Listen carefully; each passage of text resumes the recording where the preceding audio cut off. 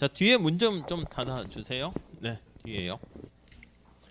자, 그 기말고사는 언제 볼 거냐면 기말 시험이 그 날짜를 보니까 11일부터 15일까지가 기말고사 기간이더라고. 그러니까 우리는 14일 이렇게 이 시간에 보도록 할게요. 그러니까 시험 범위는 뭐 그 전주까지 나간 걸로 하도록 할게요. 뭐 다른 거 질문 없으시죠? 요게 보니까 우리 목요일, 월요일부터 금요일까지가 기말고사 기간 이렇게 돼 있습니다. 질문 없죠? 네. 자, 우리 거기 다시 한번 볼게요. 264페이지 한번 봅시다. 자, 우리가 지금 하는 게 시장 구조에 대해서 살펴보고 있고요. 네, 이 시장 구조가 뭐 우리가 이제 구조에 대해서 이렇게 살펴보는 이유는요, 이 이면에 요게 담겨 있는 거야. 우리가 여러분들 환경이 중요한가요? 중요하지 않을까요? 그러니까 사실 환경론자 입장에서 환경이 중요할 수도 있어. 그래서 성균관대 같은 경우는 열심히 공부하는 학우들이 많이 있으면 나도 덩달아서 이제 그런 것들을 보고 맹자 엄마가 이렇게 이사한 거랑 비슷하게 그걸 보고 나도 좀 따라하고 그런 물에 흡수릴 수 있을 거예요. 그런 의미에서 보면 시장 구조에 따라서 이제 기업들의 행동이 어떻게 달라지는가, 이게 또 이제 다른 거죠. 아까 얘기한 것처럼 완전 경쟁 시장 구조가 돼 있으면 거기 있는 기업들은 치열한 경쟁을 통해서, 그래서 치열한 경쟁을 하면 사실은 성과가, 기업의 성과가, 시장 전체 성과가 좋아질 것이다 라는 것을 알 수가 있어요. 그래서 이제 어떻게 보면은 시장 구조, 이것을 스트럭처 해서 S라고 그러고요. 요거를 컨덕트라는 기업의 행동, 그리고 이게 이제 퍼포먼스다 해가지고 이러한 패러다임을 강조하는 뭐 예전에 학파가 있어요. 그래서 이름을 앞자를 따서 SCP 패러다임 이렇게 얘기합니다. 그러니까 우리의 궁극적인 목적은 이거야. 시장의 성과야. 시장의 성과가 어떤 게 좋으냐 그러면 낭비가 없는 아주 효율적인 상황을 우리가 추구하는 거야. 이렇게 요거를 가장 바람직하다 이렇게 얘기하는 거죠. 근데 만약에 앞서 말씀드린 것처럼 어떤 시장에서의 구조가 독점이야. 경쟁자가 없어요. 경쟁자가 없어. 그래서 아까 말씀드린 것처럼 수업을 듣는데 학생이 한 명 들어. 그러니까 이게 좀 애매한 상황이죠. 저는 이제 나태하지 않으려고 막 과제도 내주고 막 이렇게 했는데 또 알고 봤더니 그 친구가 나중에 A+를 저는 주려고 하고 이제 또 그렇게 한 거지. 그래서 약간 숙제도 내주고 했는데 나중에 봤더니 재수강이었어. 그래가지고 B+ 이상을 줄 수가 없는 거야.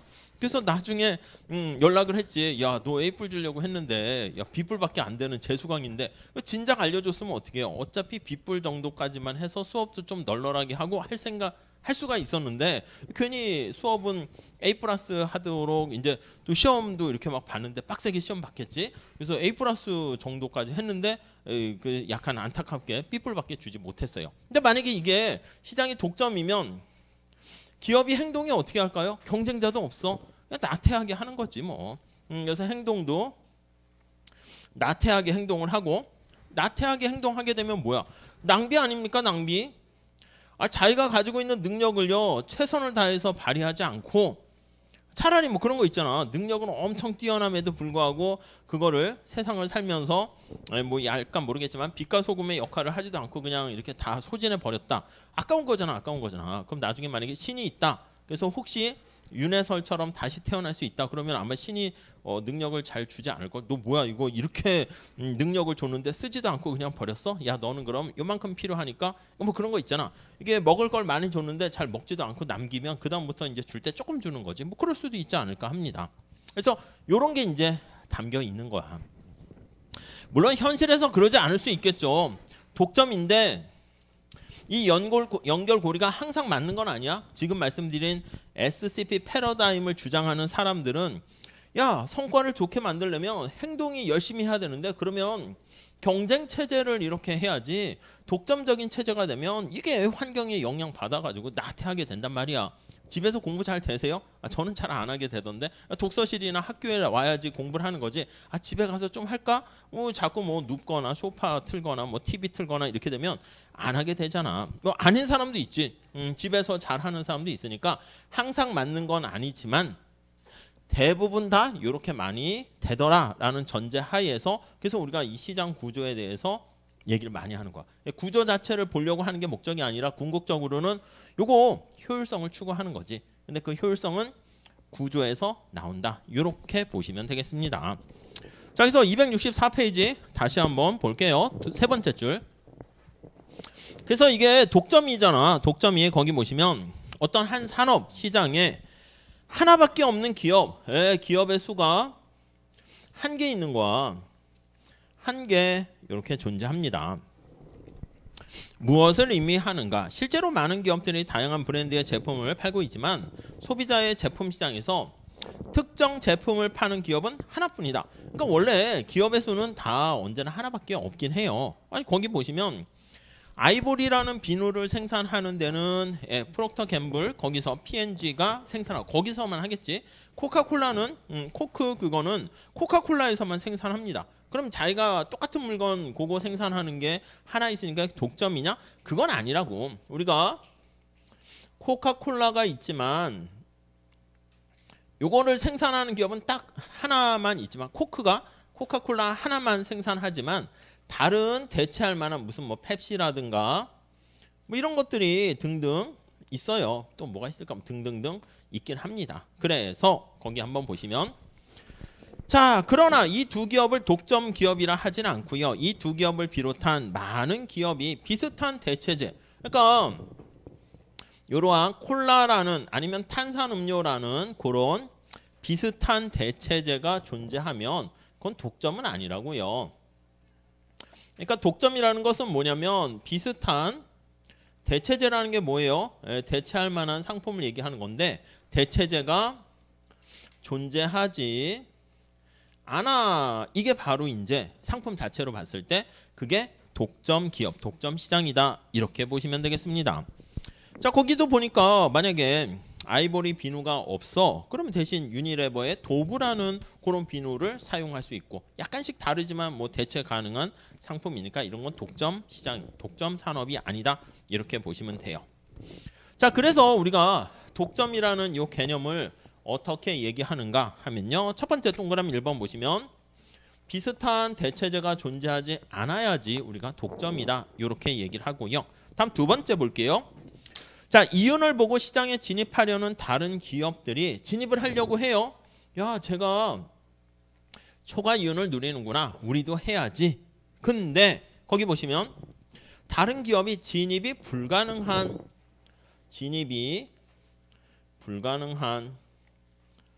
제가 무슨 뭔가 오픈 AI 뭐 인공지능을 만들었는데 아니 그러한 기술을 갖고 있지 못해 가지고 나도 하고 싶은데 하질 못해. 뭐 그러면 뭐 그거는 걔만 존재하는 거니까 진입할 수 없는 거죠. 자, 이런 산업을 우리가 이 두 가지를 충족하는 경우를 진짜라는 의미에서 순수라는 말을 씁니다. 퓨어라는 말을 써요. 순수 독점 시장이다. 이렇게 얘기합니다. 자, 그래서 거기 보시면 다음 단락에 대체제의 존재와 시장 지배력에 대해서 생각할 때 완전 경쟁 시장을 고려하면, 그러니까 완전 경쟁 시장과 비교하면 조금 더 생각이 좋습니다. 자, 거기 볼게요. 차별화되지 않은 햄버거 브랜드인 엑스 햄버거를 생산하는 기업이 있습니다.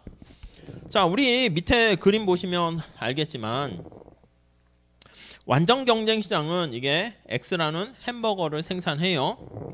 단위당 가격이 있어.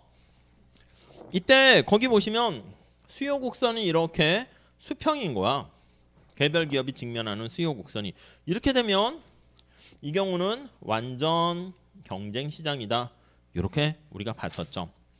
자, 물론 그러나 그거 구별하셔야 돼. 전체 햄버거의 수요 곡선은 우하향한다. 그러니까 햄버거 시장 전체는 우하향하지만 그 전체 시장에서 행동하고 있는 개별 기업은 이렇게 시장에서 결정된 가격을 받아들이기 때문에 이렇게 수평이다. 이렇게 얘기했습니다. 자, 이거 어떤 대표적인 기업이라고 할게요. 요게 시장의 마켓이라고 할게요.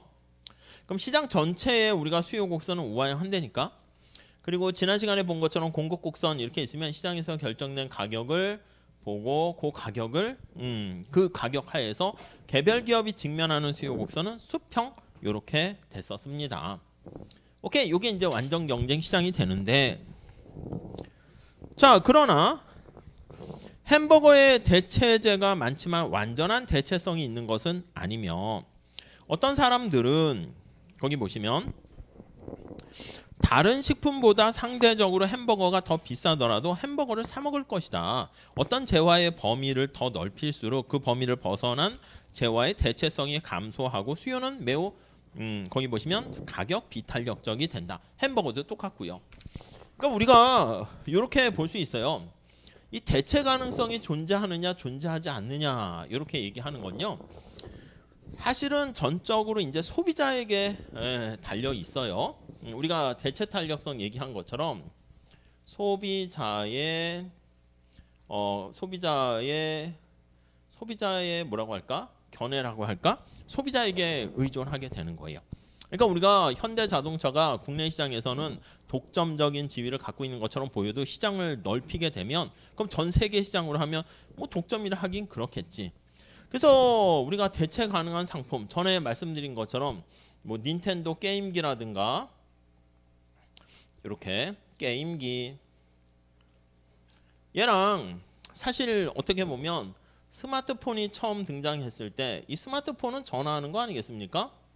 이게 대체 가능해. 우리가 소일거리 같은 거 볼 때 보면은 내가 시간이 짬이 날 때 옛날엔 이런 게임을 조그만 게임을 할 수 있었는데 스마트폰을 보게 되면 이거는 서로 경쟁 가능성이 있다 이렇게 됩니다. 전에 인터넷에서 1990년대 후반하고 최근에 강남역에서 기다리는 사람들의 사진을 봤는데 90년대 후반에 사람들이 할 게 없으니까 다들 멀뚱멀뚱 앞을 쳐다보고 있더라고. 근데 최근에 당연히 어떻게 되겠습니까? 전부 다 고개를 숙이고 뭔가 이렇게 뭘 쳐다보고 있는 상황으로 바뀌고 있어요. 그러니까 이제 남는 시간 요거 두 개 대체 가능성이 있으면 그거는 서로 경쟁 가능한 이렇게 볼 수가 있습니다. 자, 그래서 재화의 범위, 시장을 우리가 어떻게 보는가 그런 거에 따라서 우리가 대체제가 많아지면 경쟁적이다 그렇게 얘기를 할 수가 있어요. 근데 독점인 경우에는 어떻게 되냐면 시장에 기본적으로 존재하는 기업이 딱 하나 있잖아. 그래서 얘가 독점적인 기업, 뭐 짐이 국가다 이것처럼 시장 전체가 개별 기업하고 똑같아져요. 저 뒤에 문 좀 닫아주실래요? 꾹 눌러야 돼요. 그러니까 얘가 이렇게 같아집니다. 그래서 이렇게. 자, 여기서 다시 정리를 하면 완전 경쟁 시장은 지난 시간에 얘기한 것처럼 개별 기업이 직면하는 수요 곡선이 수평. 밑에 그림 보시면 나와 있죠. 근데 독점력이 세지면 세질수록 수요 곡선이 우하향한다라는 것을 알 수가 있어요. 그래서 그게 제일 중요한 두 개 차이점이 됩니다. 아니, 요거 개별 기업의 수요 곡선이 우하향한다라는 얘기는 이게 어떤 뜻이냐면 완전 경쟁 시장에서는 내가 생산을 더 하던 하지 않던 가격이 시장에서 결정된 거 받아들인다니까. 내가 여기 10개를 생산하고 있었는데 생산량을 9개로 줄인다거나 11개로 늘려봤자 시장에서의 가격은 똑같아요. 똑같아. 별 차이가 없어. 그러니까 우리 어떻게 보면 인생도 비슷해요. 오늘 하루 내가 뭐 빡시게 뭐 공부를 더 해봤자 그냥 인생을 길게 놓고 보면 그닥 뭐 그냥 변화가 없어요. 한강물에다가 물 한 바가지 넣고 빼는 거랑 비슷해요. 근데 이 독점적인 경우에는 시장에서는 개별 기업의 수요 곡선이 우하향합니다. 기업의 디맨드 곡선이 우하향해요. 이게 무엇을 뜻합니까? 라고 하면 완전 경쟁과의 차이를 나타내는 건데, 내가 여기서 만약에 생산량을 좀 줄이잖아.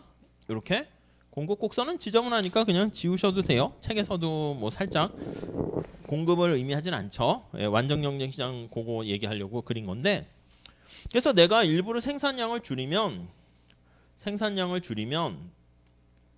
가격을 올릴 수가 있다니까. 감소를 통해서 여기 나와 있는 것처럼 이렇게 가격을 인상시킬 수 있습니다. 가격을 인상 가능 이렇게요. 그러니까 우리 독점 시장은 아니지만 독점처럼 행동하려는 그런 석유 수출 국가들 오페크라고 하죠. 걔네들이 합의를 통해서 담합을 통해서 카르텔이라 합니다. 야, 우리 일부러 생산을 좀 줄이자.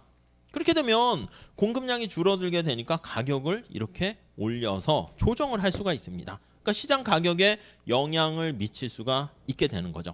자, 그래서 다시 정리하면 여러 가지 얘기가 있지만 시장 가격에 이렇게 영향을 미칠 수 있다라는 것을 다른 말로 표현하면 수요 곡선이 우하향한다 이렇게 얘기를 합니다. 이게 뭐라고? 프라이스 가격 설정자다 이렇게 얘기를 하는 것이고, 이거는 생산량을 늘렸다 줄였다 해도 가격에 영향을 못 미쳐요. 생산량 조정을 통해도 가격에 영향이 없다 이렇게 보시면 되겠습니다. 영향이 없어 이렇게. 그래서 가격 수용자다 이 얘기를 했죠. 앞에서 지난 시간에 한 건데 똑같은 얘기입니다. 그래서 가격 수용자. 그래서 어떻게 보면은 완전 경쟁과 독점의 가장 큰 차이점이 뭐야 해서 한마디로 얘기하면은 뭐 기업의 종류가 되게 많고 기업들이 많고 이런 거보다는 가격 설정 능력이 있다, 가격 수용자다. 그럼 수요 곡선이 우하향한다, 수요 곡선이 개별 기업의 수요 곡선이 수평이다. 이렇게 보시면 되겠습니다. 자, 밑에 그 얘기가 있고 시장 지배력이 크면 클수록 거기 보시면 수요 곡선의 기울기가 가파를수록 어떻게 됩니까? 생산량을 줄이면 가격을 더 높이 받을 수 있으니까 밑에 식품의 수요, 고기의 수요, 쇠고기의 수요 등등등 이렇게 나와 있죠. 자, 오른쪽 265페이지 가볼게요. 그러면 우리가 지금 얘기한 것처럼 이게 서로 대체제다. 대체제라는 건 뭐였었죠? 우리 앞에서 얘기한 것처럼 서로 경쟁적인가? 이게 대체관계고 보완관계는 시너지 효과가 있나? 이건데 얘가 쟤랑 대체관계가 있냐 아닌가? 이거 판단하는 게 쉬운 건 아닙니다. 그게 사실은 굉장히 현실에서는 중요한 거예요. 네, 그래서 거기 첫 번째 줄 보시면 어떤 제품이 서로 관련이 깊은 대체제인지 알아내기는 실제로 어려울 수는 있습니다. 햄버거와 핫도그 서로 대체제인지 뭐 아니면 직불카드와 수표에 강한 대체제인지 뭐 이런 것들. 그래서 최근 미국 법원의 반독점 소송 판결에 따른 답을 봤을 때는 항상 뭐 그런 건 아니다. 마이크로소프트사가 과연 독점 기업인가? 소프트웨어 사용자를 대상으로 리눅스, 애플 등등등이 있잖아요. 그래서 경제학자, 법률가, 반독점 법원 이런 것들은 늘 이게 오늘날에도 새로운 기술과 접목돼 가지고 관련된 시장인가 이런 것들. 그래서 이런 것들이 과연 관련된 렐러번트 마켓이라고 합니다. 시장을 획정하는 거, 이 정해야 되는 거, 이게 이제 획정과 관련한 중요한 문제가 된다. 이렇게 보시면 되겠습니다. 옛날에는 그랬지. 옛날에는 졸업을 하면 나의 경쟁자는 어떻게 되는가 하면 나이로 따지면 나 위에 뭐 한 3, 4년, 5년 선배. 그러니까 그 위에 선배들과는 경쟁을 하는 게 아니야. 왜냐면 사회 진입해서도 이제 약간 뭐 회사 들어가도 피라미드식으로 이렇게 돼 있으니까 경쟁이 아니고 차라리 나보다 한 5, 6년, 10년 선배는 나를 이제 도와주는, 또 후배라고 도와주는 뭐 그런 관계인데 요즘은 또 나이 같은 거 의미 없잖아. 완전히 다 이렇게 경계가 허물어지는 상황이 될 수 있으니까 뭐 아무튼 그래서 다 그런 게 의미가 없어졌죠. 그래서 어디까지가 나의 경쟁 시장인가? 우리가 아까 얘기한 것처럼 변호사가 있어. 변호사랑 관련 시장은 어디인가? 뭐 법무사인지 변호사인지 회계사인지 이게 어디까지가 같은 경쟁 상대인가? 그런 거 판단하는 게 되게 중요해요. 근데 이제 경계가 자꾸 변하게 되는 것이죠. 자, 아무튼 이 독점에 대한 의미를 살펴봤고요. 자, 2번 2절 보시면 순수 독점 시장의 가격과 생산량 한번 볼게요. 첫 번째 줄 다시 볼게요.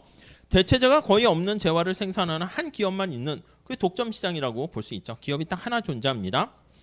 근데 여기 보시면 기업이 있어요. 얘가 이제 혼자 존재해. 그래서 우리가 독점 기업이다 이렇게 얘기하고, 자, 얘도 이제 보면 목표가 뭐니라고 하면 기업의 목표는 이윤을 극대화하는 거니까 똑같이 볼 거야. 그래서 거기 보시면 이윤을 극대화하는 걸 추구한다 이렇게요. 극대화가 목표가 됩니다. 이렇게 쓸까? 목표. 자, 이윤을 극대화하기 위해서 얘가 이제 할 수 있는 거는 뭐 가격을 완전 경쟁 시장에서는 가격을 설정할 수는 없었죠. 근데 이것을 위해 그래서 생산량을 얼마로 할 것인가? 예, 요거 산출량을 얼마로 할 것인가? 요거를 결정합니다. 물론 수요 곡선상에서 우리가 산출량을 결정하면 가격도 따라서 오게 되는 거예요.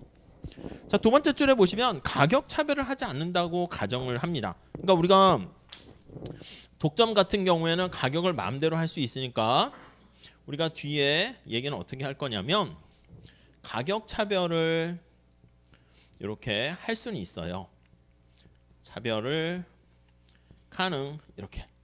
이게 뭐냐면 여러분, 아니 우리 뭐 크리스마스 때 음식점의 가격이 비싸거나 아니면 우리가 뭐라고 해야 되죠?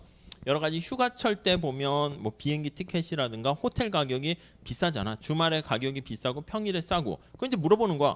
야, 너네들은 왜 주말에 가격을 비싸게 받니? 라고 하면은 우리 현실에서 기업들이 뭐라 그래요? 아, 제 맘인데요. 싫으면 그냥 관두시죠. 뭐 이렇게 하는 거야. 많이 사는 사람한테 똑같은 물건이야. 동일한 물건인데 다른 가격을 책정할 수 있는 걸 우리가 보긴 할 건데 지금 상황에서는 가격 차별이 없다라고 가정을 하는 거예요. 심플하게 하는 거야. 가능하나 지금 상황에서는 지금에는 없다고 가정한다. 우리 가정이라는 거 경장에서 어떻게 왜 하는지 말씀드렸죠. 심플하게 얘기하려고 하는 거야. 그러다가 이제 당연히 요 경제학에 대한 독점 기업에 대한 이윤극대 산출량과 이런 것들을 알게 되면 현실에 부합하는 가격 차별이 존재할 때 또 어떻게 되니? 이렇게 모형을 좀 복잡하게 확장시켜 나갈 겁니다. 근데 지금은 없다라고 상정하는 거야.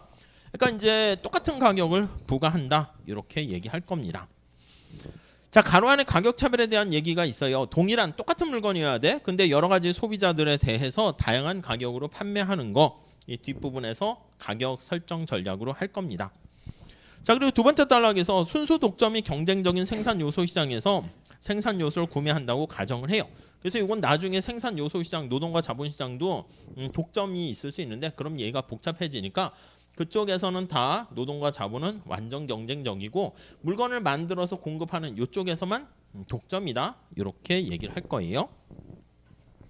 자, 그 정도 봐주시고요.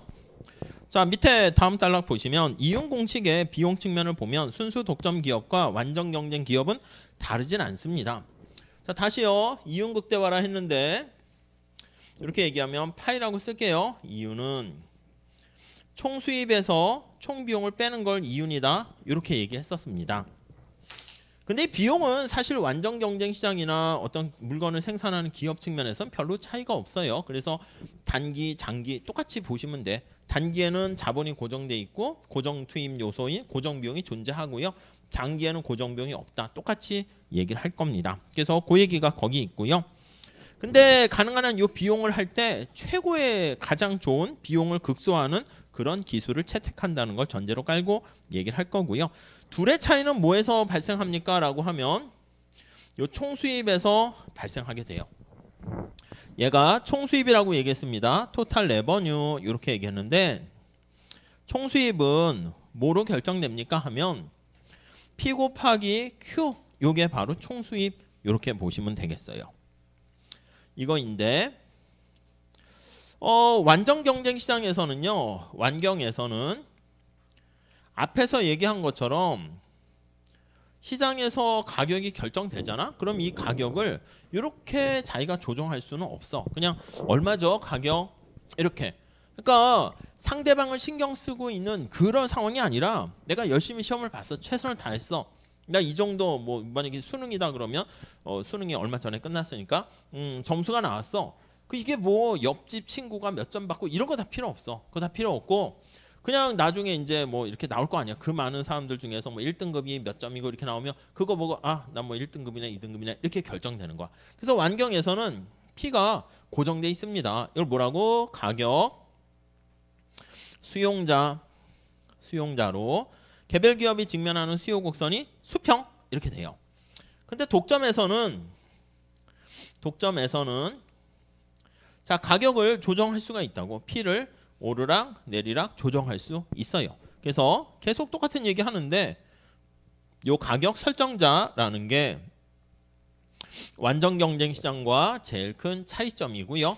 그래서 이 Q를 얼마 생산할 것인가 했을 때 생산량에 따라서 P가 변하는 게 독점인데 완전 경쟁 시장에서는 생산량을 변화시켜도 가격에는 아무런 영향을 미치지 못하죠. 그러니까 다른 것들은 다 똑같은데 거기에 나와 있는 이 가격이 고정돼 있는가, 가격이 생산량에 따라서 변화하는가, 그게 차이가 있다는 것이죠. 자, 그래서 독점에 대한 그 얘기 나와 있고 독점 시장의 수요 이렇게 한번 볼게요. 자, 여기 살짝 지웁시다. 지금 여기 그림을 그려서 독점의 수요는 우하향하는 거 그렸으니까 뭐 그걸 가지고 얘기하는 거예요. 그래서 거기 보시면 독점 시장에서 수요 네 이렇게 있어요. 첫 번째 줄 볼게요. 독자도 알다시피 완전 경쟁 시장은 계속 반복하니까 시장 가격에서 자신이 팔고자 하는 만큼 팔 수가 있어. 가격이 정해져 있으면 자기 생산 능력에 맞춰서 10개 생산했다 10개 다 팔 수 있어요. 시장에서 주어진 가격에 따라서. 자, 시장에 비해서 아주 미미한 규모인 완전 경쟁 기업의 수요 곡선은 이게 수평이잖아요. 그래서 다시 정리하면 D가 수평, 이 탄력성으로 하면 수요에 대한 가격 탄력성이 수평이니까 무한대 이렇게 되는 거죠. 그래서 거기 보시면 두 번째 줄에 가격에 대해서 완전 탄력적이다 그렇게 표현을 합니다. 자, 완전히 똑같은 동질적인 대체제가 되게 많이 존재하기 때문에 어떤 한 기업이 아니 콜라 가격이 다 1,000원인데 우리 기업은 말이야 100원 좀 올리겠어? 그 고객들이 아무도 없어지게 됩니다. 몽땅 잃어버리게 돼요. 또 완전 경쟁 기업은 시장 가격보다 낮게 팔 의도도 없어. 그냥 굳이 살 사람은 1,000원이면 다 자기가 생산한 건 다 팔려요. 그렇기 때문에 뭐 여기서 가격을 더 낮춰서 고객을 좀 어필해 볼까? 뭐 그렇게 할 필요도 없습니다. 시장 가격에서 원하는 만큼 다 팔 수 있어요. 반면에 독점은 그렇지 않다라고 얘기합니다. 독점은 자, 시장을 구성하는 작은 부분이 아니라 기업 자체가 시장이다. 우리 아까 말씀드렸죠.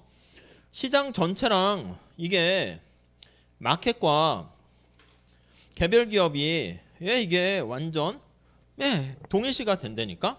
그래서 내가 여기 시장 전체 수요 곡선이 우하향한다 그러면 개별 기업의 수요 곡선 이게 다 그냥 내 고객 수요 이렇게 되는 거야. 그러니까 우리가 만약에 대학이다 그러면 성균관대가 많은 수험생들한테 막 차별화해가지고 우리 학교로 오세요 뭐 이렇게 막 이렇게 끌어들이려는 막 경쟁을 하는 경우가 있는데 그냥 대학에는 그냥 뭐 600년 전에는 성균관 대학 하나만 있는 거야. 그럼 뭐 그냥 시장 전체의 수요는 개별 기업의 수요랑 같게 되는 거죠. 근데 그거를 잘 체크하시고요. 자, 그러면 세 번째 줄 가격을 어떻게 책정하는가. 자, 거기 보시면 자기 시장의 유일한 기업이라 해도 독점 기업은 다른 시장에 있는 다른 기업과 소비자의 돈을 놓고 경쟁하기 때문에 만약에 생산을 줄이잖아. 생산을 줄여. 아니면 가격을 올리잖아. 거꾸로 볼게요. 가격을 올리면 고객의 일부는 안 사 이렇게 한다고요. 만약에 어떤 알약을 개발했어요. 이렇게 알약, 이렇게 알약이 하나 있는데 이게 시험 때 먹잖아. 그럼 시험 때 조금 이제 뭐 생긴 거는 색깔은 좀 맛있어 보이진 않는데 이걸 먹으면 이틀 동안은 섭취하면 2일 동안 두개골이 열려서 IQ가 100 증가한다라고 할게요. 여러분들이 IQ가 뭐 100, 120 되면 220 돼가지고 암기할 때 그냥 잠깐 이틀 동안 쫙 암기가 되는 거야. 그리고 그 다음에 아이고 뭐 부작용은 없다고 할게. 이거 사겠어요 안 사겠어요? 사고 싶겠지. 근데 이거 가격이 알약 하나에 1억이야. 그럼 또 안 사잖아. 그러니까 이게 너무 높은 가격을 부과하게 되면 아 됐어. 에이, 이번 시험 F 받지 뭐 이러고 포기 안 사는 사람도 있단 말이야. 근데 다 갖고 싶지만 무슨 말씀인지 아시겠죠? 이런 알약을 생산 공급하는 기업이 하나 있을지라도 너무 가격을 또 높이 하면 고객들이 아 됐어 그냥 알약 먹지 말고 아니면 엄마가 이제 얘 알약 사왔다 이거 사왔는데 생긴 거 비슷하게 생긴 뭐 가짜 약 이거 있잖아. 괜히 뭐 이렇게 뭐 하는 거 줄 수도 있겠지. 그래서 아무튼 뭐 그렇게 됩니다. 자, 그래서 거기 한번 보시면 밑에서 두 번째 줄 일부 가격을 올리면 일부 고객을 잃어버릴 수가 있게 됩니다. 가격을 올려 추가로 얻은 수입과 그로 인해서 판매량 감소 이제 고민하는 거지. 그래서 요 가격을 올리게 되면은 하나 팔았을 때 보시면 여기 다시 볼까요? 옛날에 가격이 P0였을 때 Q0면 P 곱하기 Q가 이거잖아. 이 면적 우리 다시 복습해요. 요 면적이 총 수입 아니겠습니까? 그래서 TR0는 P0 곱하기 Q0.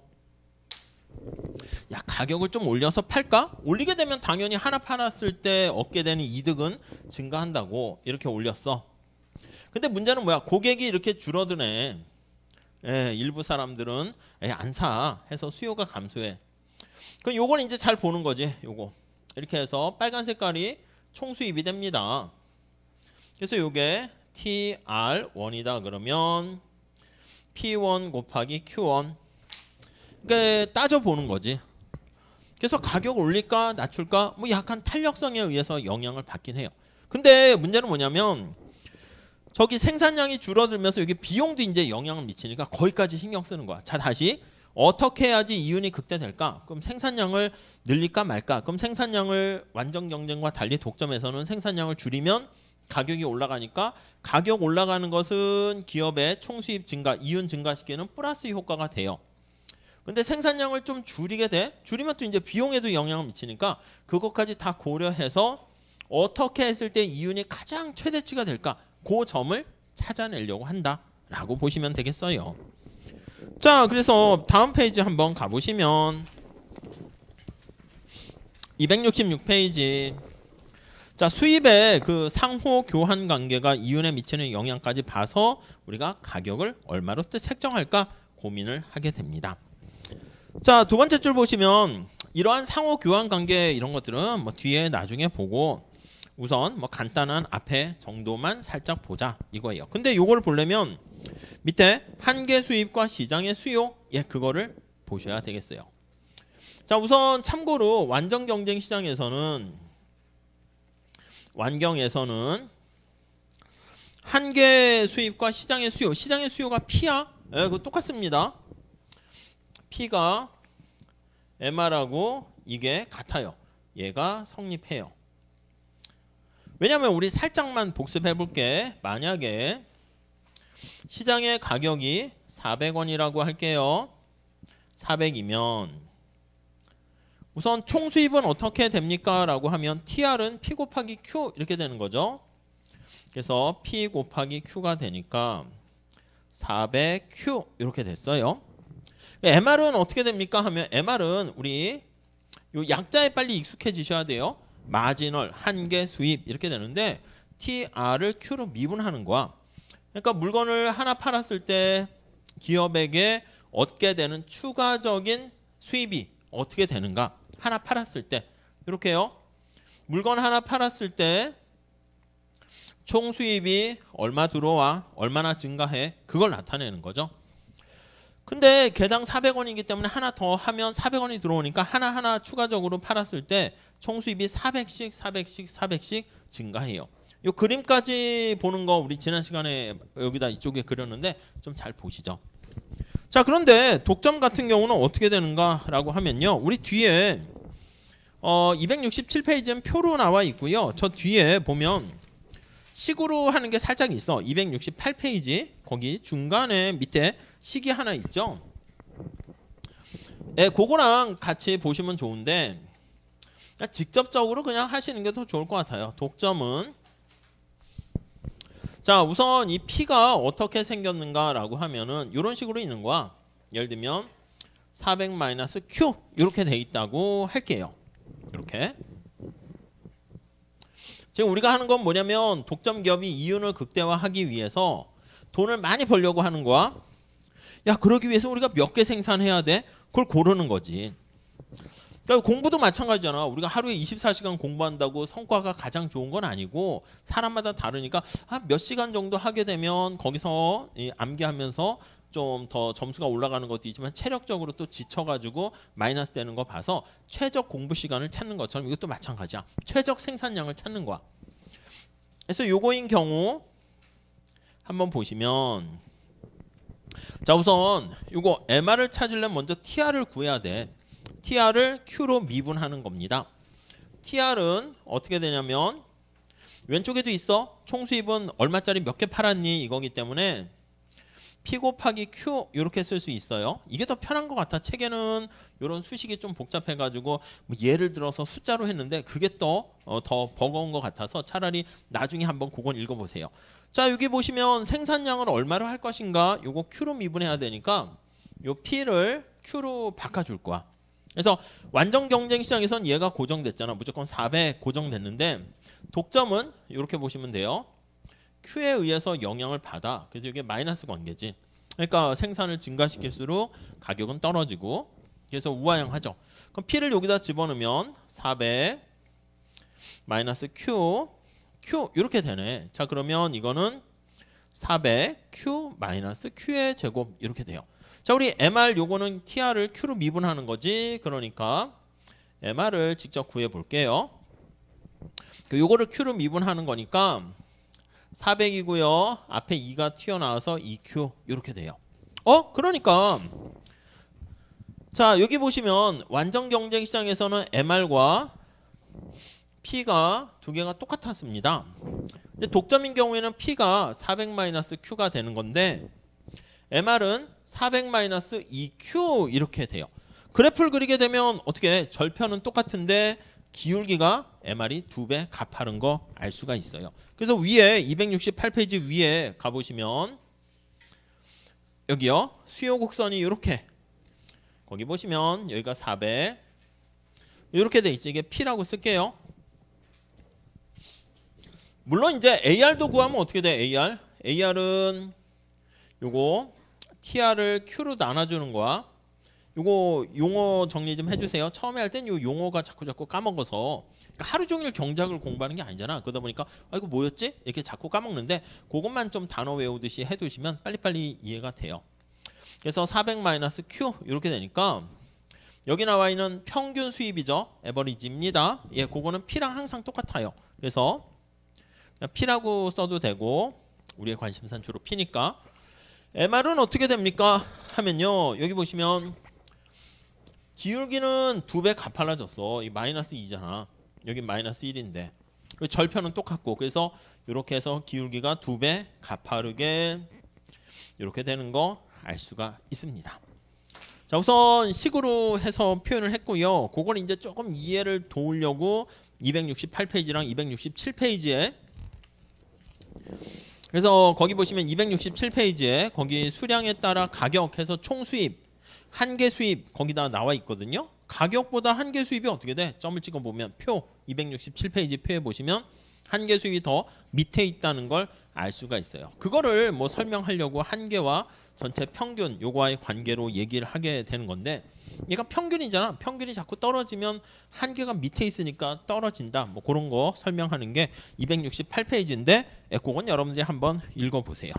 그리고 식으로 표현하는 것도 거기 뭐 이렇게 표현되어 있는데 직접 이렇게 그냥 보시는 게 더 나을 것 같아요. 일반화 시켜가지고 네 여기 이만큼이 증가하고 요만큼이 감소하고 뭐 그런 식으로 나와 있는데 자 269페이지 요거 이렇게 보시면 되겠어요.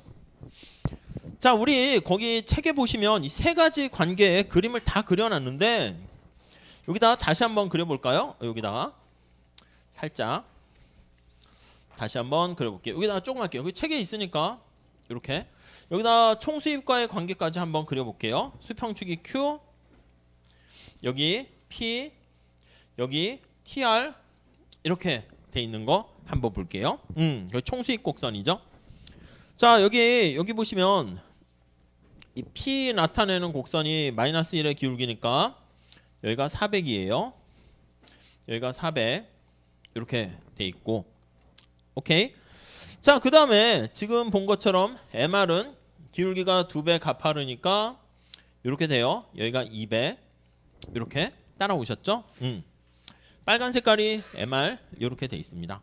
자 총수입은 어떻게 된다고? 이게 총수입이야. 요게 제곱인데 마이너스 붙어 있으니까 이렇게 U자 거꾸로 되는 거예요. 2차 함수 돼서 역 U자 형태가 됩니다. 뭐가? 총수입이 뭐 TR이 언제 빵입니까? 라고 하면 언제 빵이야? 요거 다시 보시면 여기 Q가 빵일 때 빵이고 Q가 400일 때 빵이죠. 그렇잖아. 그러면 TR이 빵이야. 그러니까 Q가 400일 때 빵이고 Q가 0일 때 빵입니다. 오케이? 언제 극대화 됩니까? 이게 미분을 모르면 이거 완전 제곱꼴로 바꿔가지고 해야 되는데 200일 때 바로 총수입이 극대가 됩니다. 이렇게. 그래서 TR 곡선이 이렇게 해서 이렇게 됩니다. 이게 TR 곡선이야. 이렇게. 책에 그림 잘 나와 있죠. 그래서 269페이지에 나와 있는 게 그냥 수요 곡선, 이 검은 색깔이 수요 곡선, 수요. 이게 이제 수요 곡선이 P, AR 이렇게 되고요. 이 빨간 색깔이 MR 곡선. 그래서 이제 MR이 제로가 되면 뜻이 뭐야? MR이 TR의 접선의 기울기니까 TR의 접선의 기울기 빵 이게 이제 극대값이죠. 그래서 MR이 제로일 때가 TR이 극대가 된다. 뭐 그림 같이 연결하시면 되겠어요. 몇 가지 정리해 볼까? 첫 번째 여기 P보다 MR은 더 작아요. 이거 MR은 P보다 그냥 뭐 시각적으로 봐도 P보다 비교했을 때 절편은 같은데 기울기가 2배 가파르죠. 절편은 같고 기울기는 2배 이렇게 되고요. TR은 0U자 형태 알 수가 있고 MR이 제로일 때 그리고 TR은 극대 맥스 이렇게 되는 거 알 수 있죠. 네, 그렇죠. 그리고 여러분 우리 이거 했지. MR은 TR의 접선의 기울기잖아. 그 접선의 기울기가 점차 커지다가 점차 작아지는 거 이렇게 계속 여기 MR은 계속 작아지는 거 알 수가 있고요. AR은 어떻게 돼? AR은 TR의 원점에서 기울기라 그러지 않았습니까? 여기다 크게 안 그려도 되겠지? 이렇게 보시면 여기 Q가 있고 이렇게 모양이 있어요. TR이 있습니다. 자, 그러면 AR 한번 생각해 볼게. 요거 AR이야. AR은 어떻게? 각각의 점을 이렇게 찍으면 AR은 원점에서 기울기야. 이게 AR입니다. 기울기가. AR은 기울기가 어떻게 돼? 계속 작아져요. 작아지죠. 작아지다가 여기 가면 기울기 빵 이렇게 되는 거지. 그러니까 언제 빵이라고? 여기 400이 되면 이게 AR이잖아. AR은 빵 이렇게 되는 거 알 수가 있죠. 이거는 이제 우리가 TR과 AR과 MR과의 관계 뭐 그런 걸 한번 생각해 보세요 하려고 말씀을 드린 겁니다.